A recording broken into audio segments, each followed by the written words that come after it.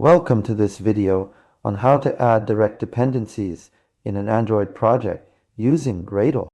If you're an Android developer, you know how important it is to manage your project's dependencies efficiently.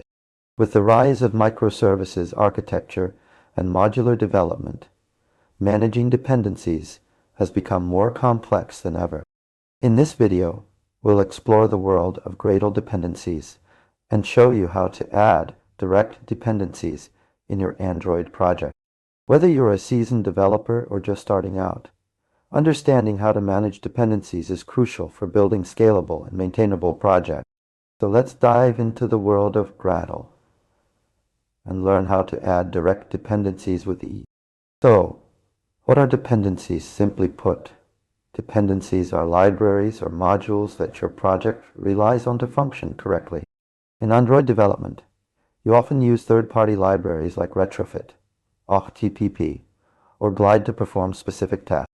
These libraries are essentially dependencies that your project needs to compile and run successfully. Now, let's talk about Gradle, the build tool used by Android Studio. Gradle uses a concept called dependencies to manage these external libraries. When you add a dependency in your Gradle file, it tells Gradle to include that library in your project's compilation process. So, how do you add direct dependencies in an Android project? Using Gradle, the process is relatively straightforward.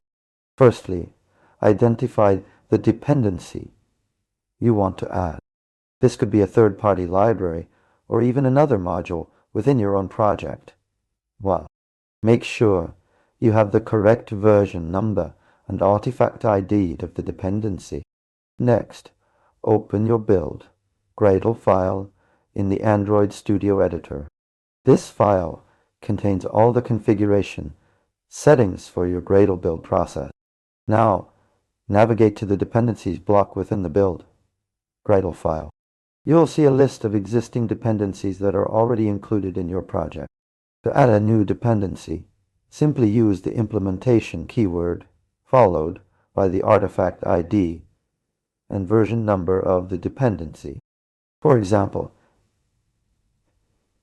implementation com square up dot auth tp3 auth 4.9 to 1. This tells Gradle to include the OkHttp library with version 4.9 in process. You can also use other keywords like AP or compellingly, depending on the type of dependency you're adding. For instance, if you're adding a dependency that only needs to be present at compile time and not runtime, you would use the compellingly keyword. To recap, here are the from this video. Dependencies are libraries or modules that your project relies on to function correctly.